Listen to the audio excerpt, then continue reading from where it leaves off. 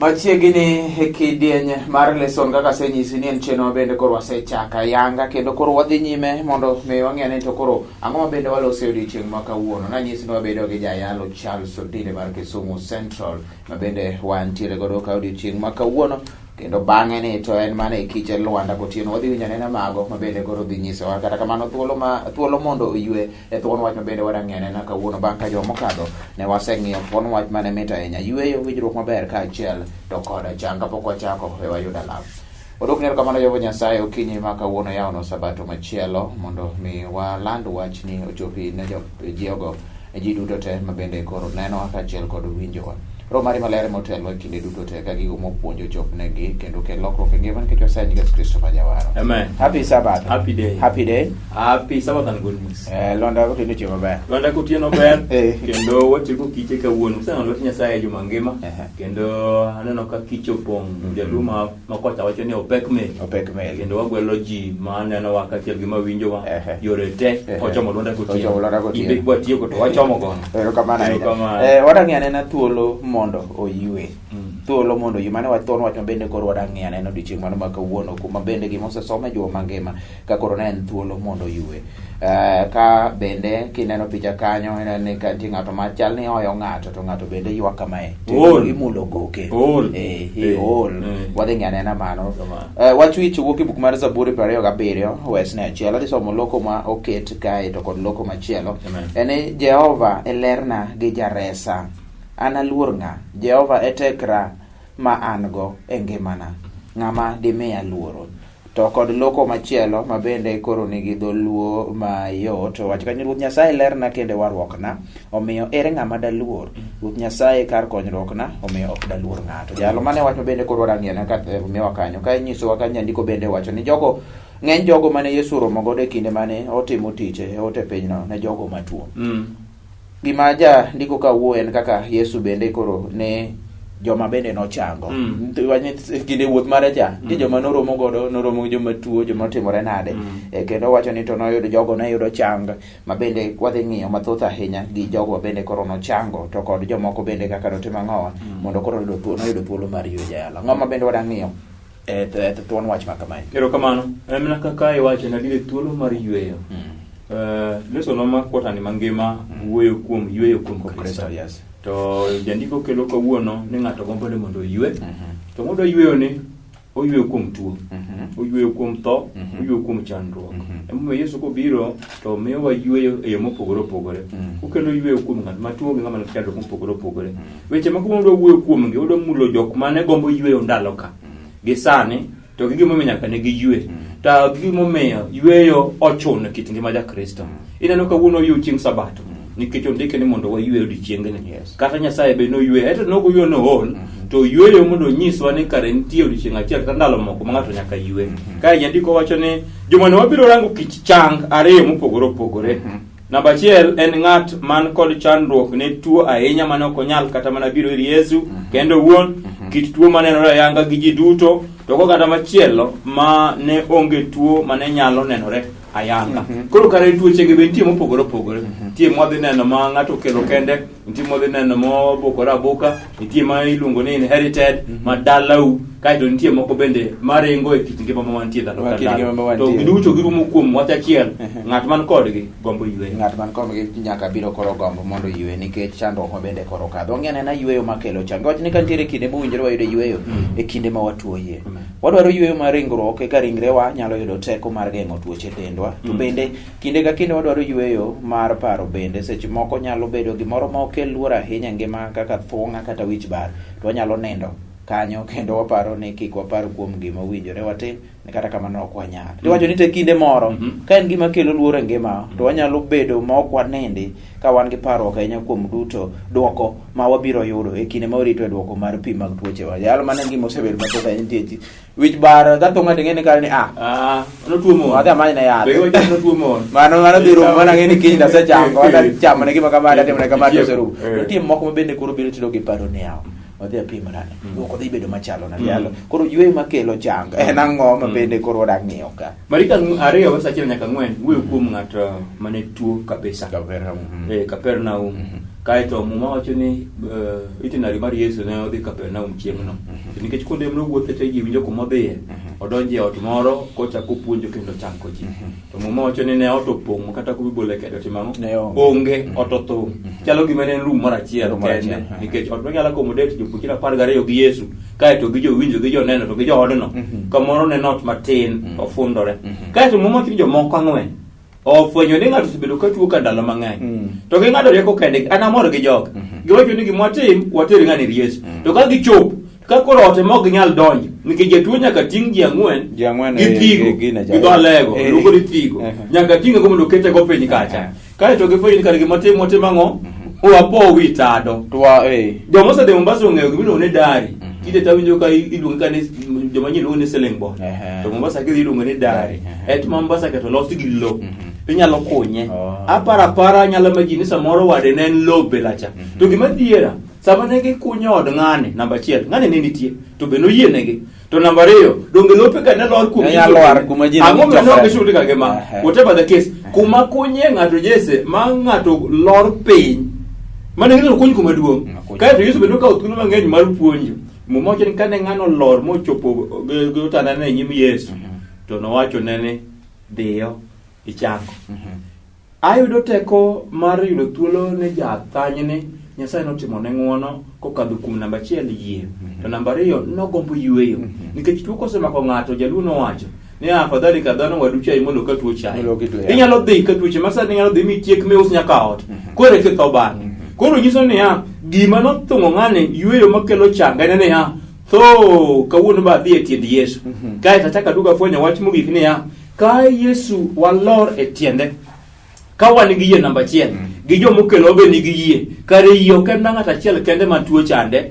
nyaka jok collectively emomiyo kar hospital ondike ni we treat and God heals yani gin ka gisecheko ni githiedha to jachang en Nyasaye an ga dieri kata Bible story ko wacho ng'atni samono si wuotho kuonde mang'eny mondo oyud chang to chang no tame e ka ne gifwenyo ni kare remedy modong achiel en kuom Yesu amora ene gi yie margi magi wacho ni oyo wan to wado kunyo od ng'ane Bible story duo len kanyo no kuwe kuom wuon ode ni bo complain ko timo nango no ko wacho ma to be no chule ka no se kunyode gima duong' ka en ni ng'ata kolor to Yesu change kendo gima nwayiro kanyo wacho ni sama ni athany mana nomako ng'atni ni ngima mar richo mano obedo matuo mano gima nwang'eyo ni nitiere tuoche moko mabiro nikech richo kod gima kelo opogore koro mano gima bende nwayiro kanyo kendo wayudo ni koro wach mabende miyo kanyo ni yie kare ok en mar ng'ato mabende chango kende kata maja omiyo ka samoro miyo nyalo dhi gi nyathi kata manyalo wuoyo kata mong'e gimoro to ok ni yie mar nyathi yie mar janyuol ema bende koro dhi change wach maber en ni Nyasaye nyalo miyo wange maber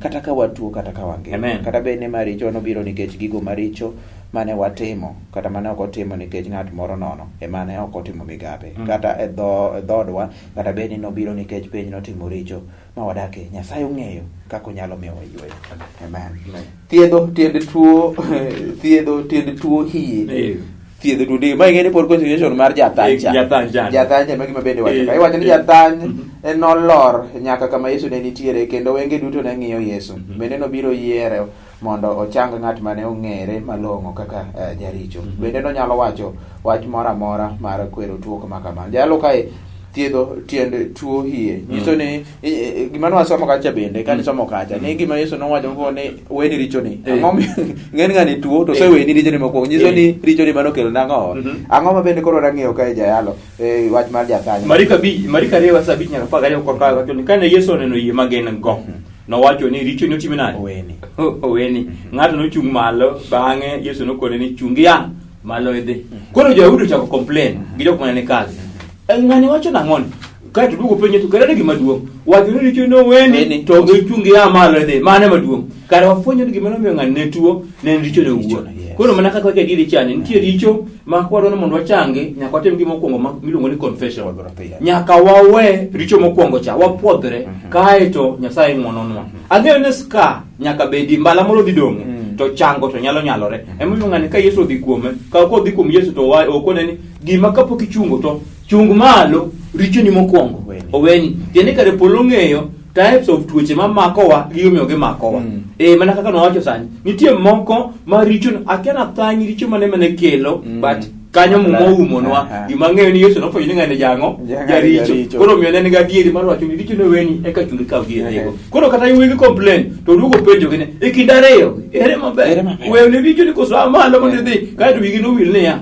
jachang maduong' en ng'a en Yesu nikech ojachwech kaeto bilo ng'eyo kit ngima odiochieng' kodiochieng' kaeto mogik en niya ka watimo richo to onge richo modwa pande nyim Nyasaye ong'e richo waduto omiyo Yesu kone ni chungi dhiyo to mokwongo oweni richo erokamano ahinya chungi dhiyo to oweni richo giwacho ni koro Yesu mano onyisogi kamano kendo nodwoko negi wacho ni koro anyisu adier ni wuod dhano nigi teko mar weyo ni ji richogi e piny kae. Mano wach ma bende winjore ahinya kendo ler ahinya. Jalo bende koro lero tiende makare ne thiedho tiende tuo hie. Mano e wach bende koro wang'eyo. Wagama na yweyo kod machiegni ahinya kendo tielo mar ariyo Kadika SDA kwayo wero kanyo ne Zaka Kadika wuok e gwenge mag Migori kendo kidieny machielo ka waseng'iyo kanyo thiedho tiende tuo hie wang'eyo wach mar miyo kata story mar Jaathany mane nitie Kapernaum kocha wayudo kaka bende koro riche manomiyo odonje mane omiyo koro tuo makamano koro nomake kata sani nitiere apani nitiere richo moko ma bende pod kelo ga tuo kata tuoche moko pod iwacho ni pod riche mokelo pod die nyaka ge sani ora those moko bende iwacho ga ni chera kene gine chera sani koso ong'eyo mano wang'eyo na Orengo Opondo wajne kaluwore gi nono maber setim kod World Health Organization tuo mayudore mathoth ahinya mokwako piny mangima chando ji moloyo milion 3 higa ka higa ok bed kod ranyisi maneno yanga kinde ka kinde kihondko e gima kelo tuochego makelo ng'ol ahinya e piny mangima kendo en ema osolo tuoche mathoth ahinya makelo pek mar tuoche jalo mano tere nang'o ni kihondko e gima kelo tuoche paro mang'eny paro mang'eny kihondko nyiso ni paro mang'eny samoro tuo nyamag lakini paro mang'eny ma in nyalo miyo okelo nyaka depression nyalo kelo gine mabende tuo to kare tuocha bende samoro roko gine wang'e ne Orengo Opondo ma story mano bende kori wuoye kae ma wuoye kuom janabi Elija kochamo ng'wech ka weche bedo mapek ing'eyo mana nyora Elija nyo dhano 850 mag jobal nyo negi kendo nyogi keto misango mondo wang' to Elija wacho ni luonge Nyasaye ma jadiera kendo Nyasaye ma dieri kaeto joka no keto misango magi goko kunyako dhiambo to jabal ne misango ne okowang' kaeto mach no e polo mar wang'o mar Elija mokawo nyaka kitete nyaka pi moduono koro bang'e kosetimore kamano to Elija fwenyo ni nyo neno kaka oro nyoni tin ke Nyasaye nyowacho ni oro dhi bedo kaeto ose professor ose wacho weche madhi timore kit ngima mabiro kanyo to luoro ochako make ing'e samoro na penjora ni bang' timo miracles machalo kamano pod Elija chako luoramo kare mano kit dhano jandiko moro ni depression an excess of the past anxiety excess of the future kaeto stress excess of the present gimoko adegi omaka Elija ng'ata chiel nyo neno ka Nyasaye osetimo ono to kata kamano koro mato chomo ngima no wuon karo ngege ma juluoro piny ni Jesse kaka tho yes emoyo kar momocho ni gimbo tiek mogik jasigo en tho nikech tho lit moloyo Oringo owuok bang' ndalo mang'eny oro ne nitie ma higni 3 jandiko wacho kamano kaeto Elija odhi opondo kosepondo bang' higa 3 to chieng' moro owuok ng'eni Ahab gi Jezebel manyo Elija nikech mokwongo ne gin jolam nyiseche emomiyo Baal ka ne ni jogene kendo jote mag Baal nosiepe president gi chiege koro Elija kosenegi 850 mag jo Baal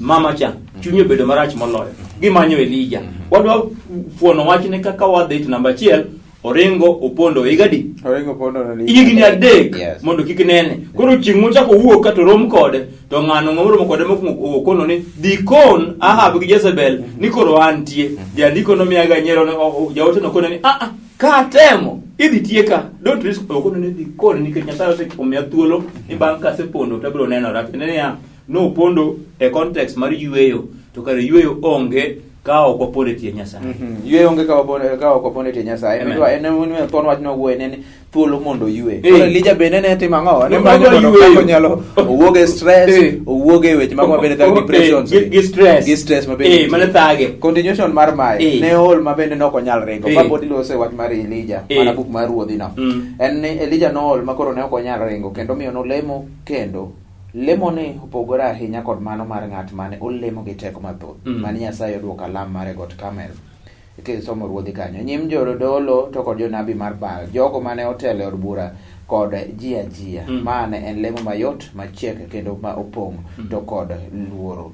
Ma pod inyisowa kaka nool ma bende koro nokonyal ringo jayalo.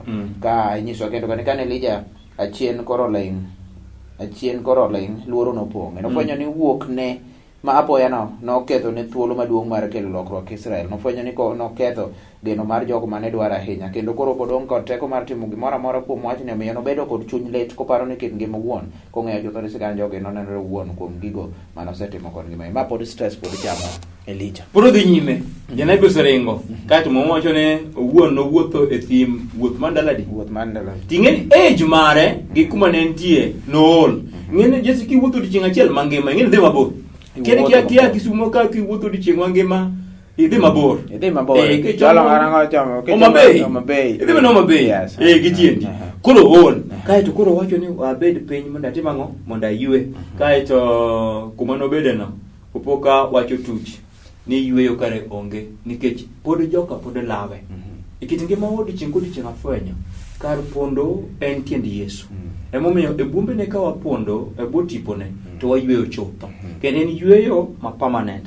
Zaburi 34:18 Daudi wacho niya, Ruoth Nyasaye chiegni gi joma chunygi a. Kaeto 19 to wacho niya, ng'at maber yudo chandruok mathoth, Ruoth Nyasaye rite e mago duto.